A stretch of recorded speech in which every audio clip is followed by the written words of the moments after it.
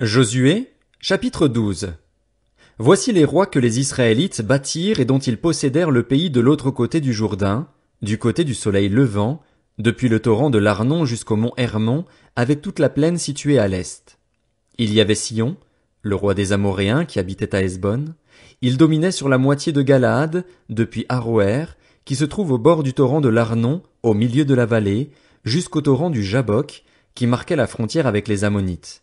Sur la plaine qui va jusqu'au lac de Génézareth, à l'est et jusqu'à la mer de la plaine, la mer morte, à l'est vers Beth-Sheshimoth, et du côté du sud, sur le pied du Pisga.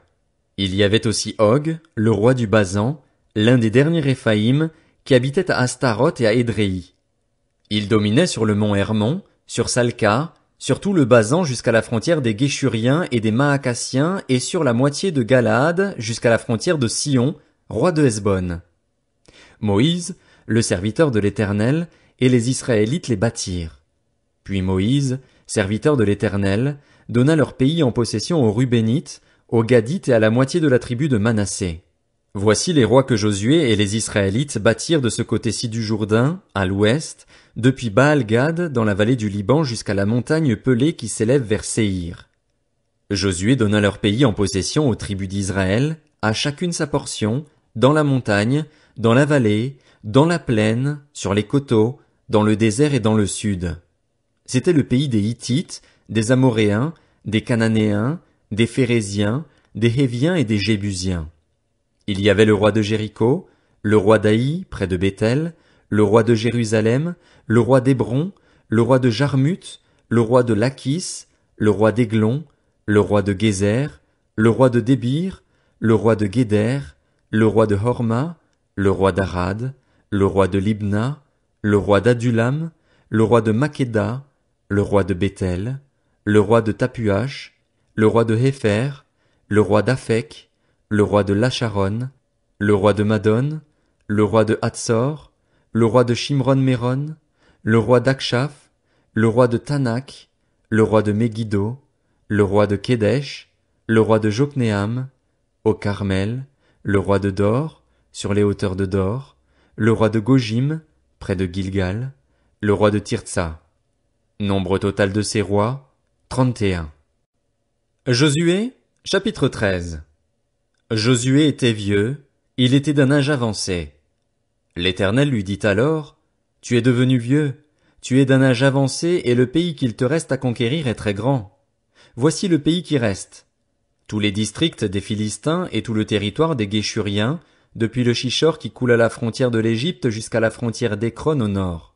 Cette région doit être considérée comme cananéenne et est occupée par les 5 princes des Philistins, celui de Gaza, celui d'Asdod, celui d'Ascalon, celui de Gath et celui d'Écron, ainsi que par les Aviens au sud.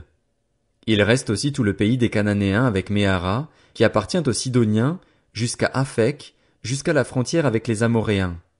Le pays de Guébal et tout le Liban en direction du soleil levant, depuis Baal-Gad au pied du mont Hermon jusqu'à l'entrée de Hamath. Tous les habitants de la montagne, depuis le Liban jusqu'à Misrépoth-Maïm, tous les Sidoniens. Je les chasserai devant les Israélites. Donne seulement ce pays en héritage à Israël en procédant à un tirage au sort, comme je te l'ai prescrit. Divise maintenant ce pays par portions entre les 9 tribus et la demi-tribu de Manassé. Les Rubénites et les Gadites, avec l'autre moitié de la tribu de Manassé, avaient reçu leur héritage, que Moïse leur avait donné de l'autre côté du Jourdain. Ils se trouvaient à l'est, conformément à ce que leur avait accordé Moïse, le serviteur de l'Éternel.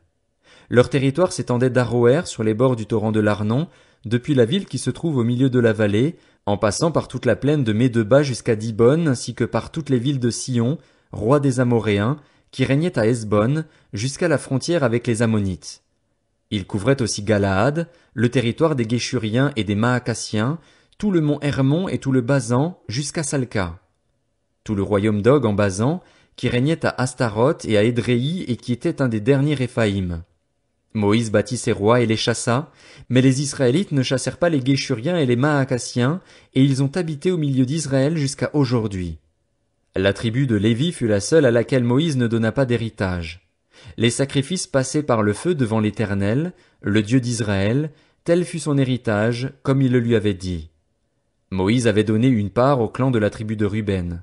Leur territoire couvrait, à partir d'Aroër sur les bords du torrent de l'Arnon, à partir de la ville qui se trouve au milieu de la vallée, toute la plaine près de Médeba, Hesbon et toutes ses villes dans la plaine, c'est-à-dire Dibon, Bamoth Baal, Beth Baal-Méon, Jahatz, Kédémoth, Méphat, Kirjataïm, Sibma, ainsi que Tseret Hachachar sur la montagne qui domine la vallée, Beth Péor, les coteaux du Pisga, Beth Jeshimoth, toutes les villes de la plaine et tout le royaume de Sion, le roi des Amoréens, qui régnait à Hesbon. Moïse l'avait battu, lui et les princes de Madian qui dépendaient de lui et habitaient dans le pays. Évi, Rékem, Tsur, Hur et Réba. Parmi ceux que les Israélites tuèrent alors par l'épée figurait le devin Balaam, fils de Béor. Le Jourdain servait de limite au territoire des Rubénites. Voilà quel fut l'héritage des clans des Rubénites, avec les villes et leurs villages. Moïse avait donné une part à la tribu de Gad, au clan des Gadites. Ils eurent pour territoire Jaézer, toutes les villes de Galaad et la moitié du pays des Ammonites jusqu'à Aroër vis-à-vis de Rabat. Leur territoire s'étendait depuis Hesbon jusqu'à Ramath-Mitzpé et Bétonim, depuis Mahanaïm jusqu'à la frontière de Débir, et, dans la vallée, il comprenait Beth-Haram, Beth-Nimra, Sukkot et Tsaphon, c'est-à-dire ce qui restait du royaume de Sion, le roi de Hesbon. Il avait le Jourdain pour frontière jusqu'à l'extrémité du lac de Génézareth. Il se trouvait de l'autre côté du Jourdain, à l'est. Voilà quel fut l'héritage des clans des Gadites, avec les villes et leurs villages. Moïse avait donné une part à la demi-tribu de Manassé, au clan des Manassites.